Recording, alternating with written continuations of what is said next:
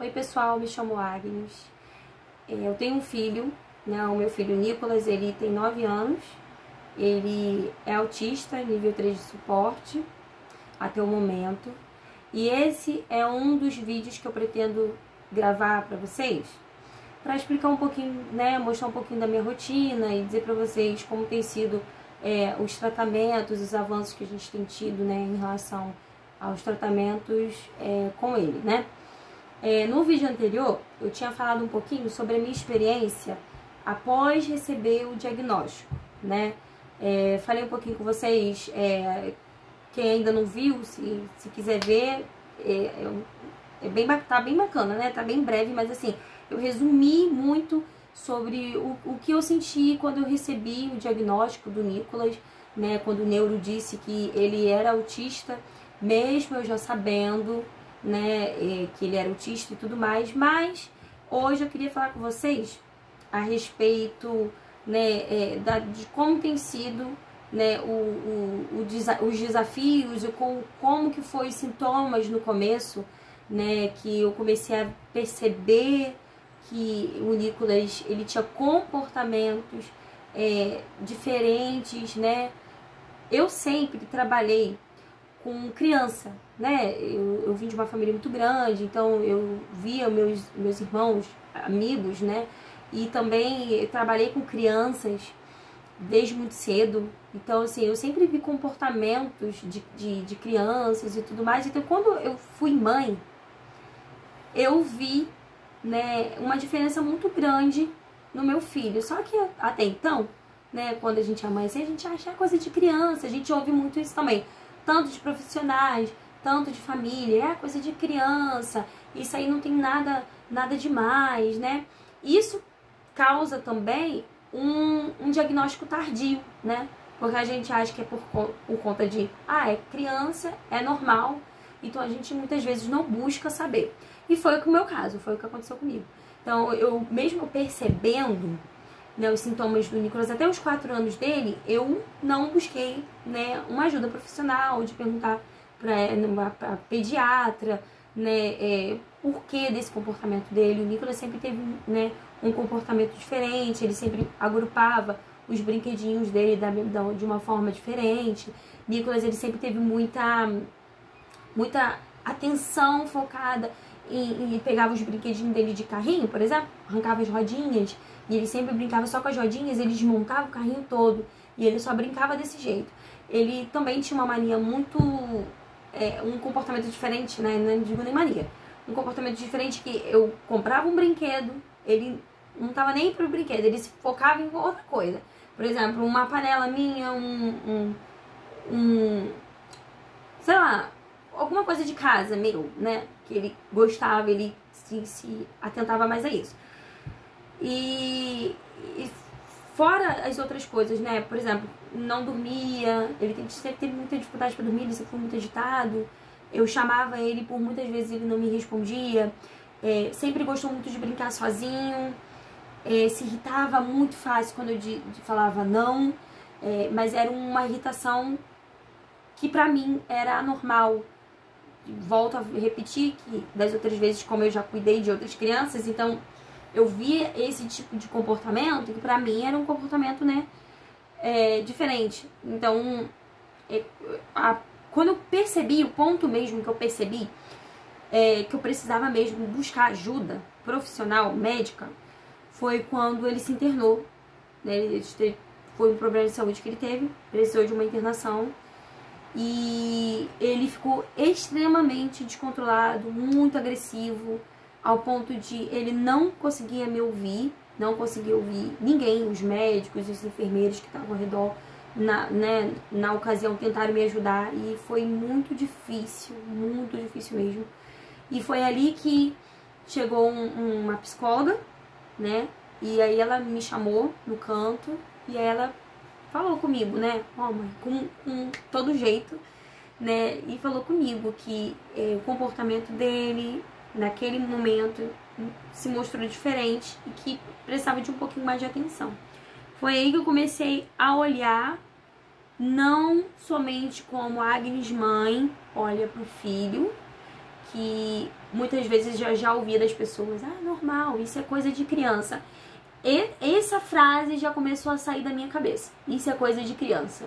E eu comecei já a me atentar aos sinais que eram sinais diferentes. Ele andava na ponta do pé, ele se sacudia, mexia, ele tinha muito hábito, ainda tem, mas hoje eu já sei como controlar.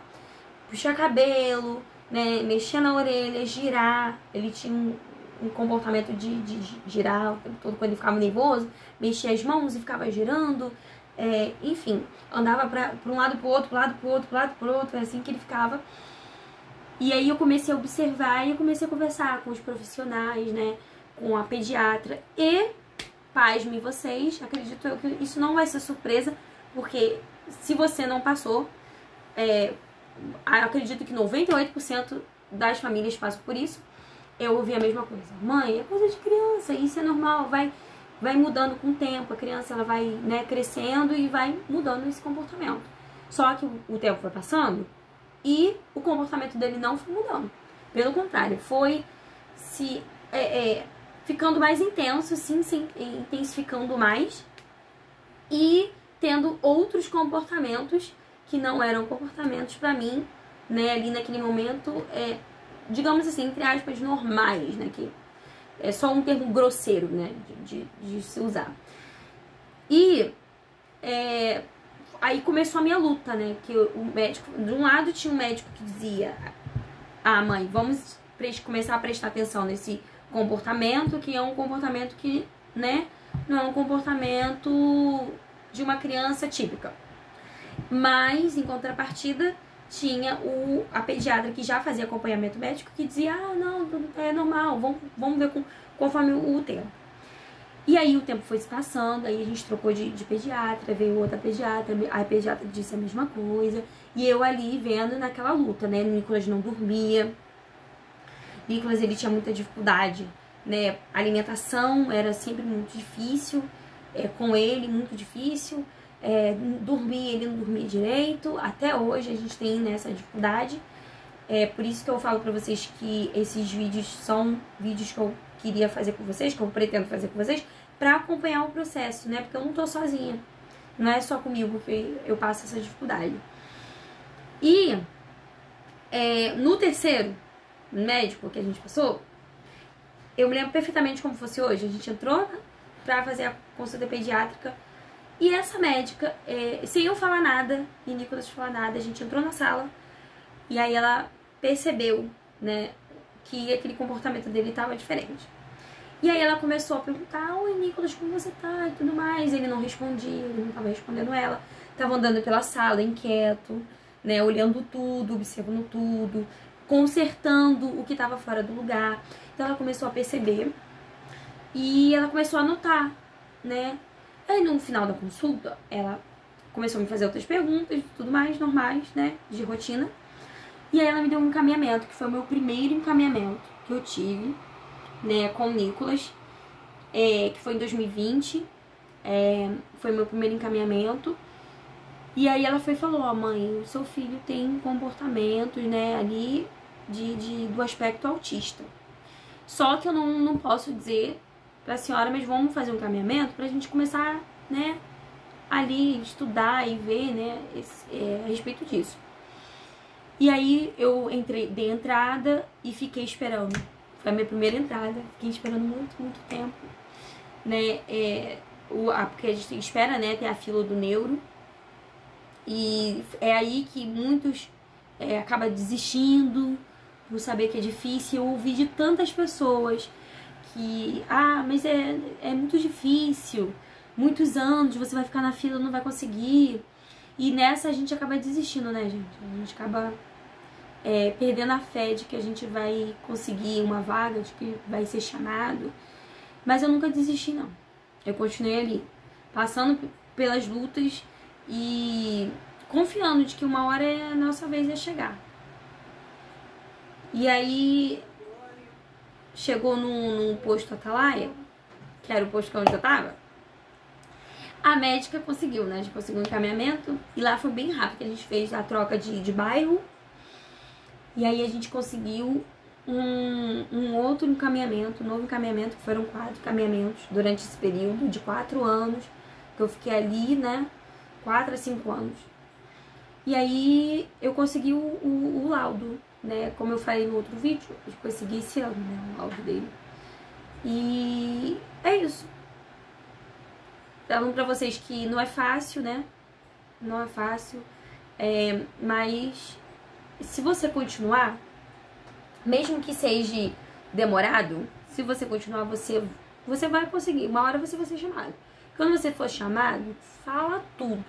Eu aconselho fazer o que eu fiz. O que eu fiz? Eu gravei o Nicolas de todas as formas. Brincando, eu gravei o Nicolas na hora comendo.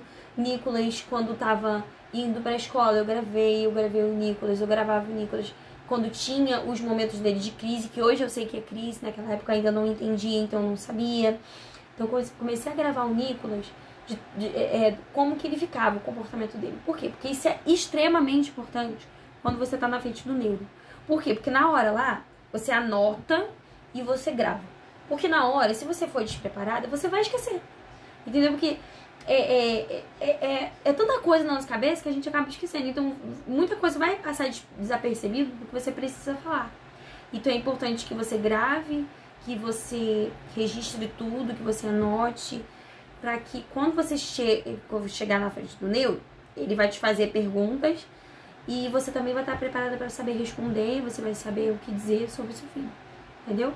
Então é isso, no próximo vídeo a gente fala mais sobre esse assunto, tá bom? Beijinho, tchau, tchau.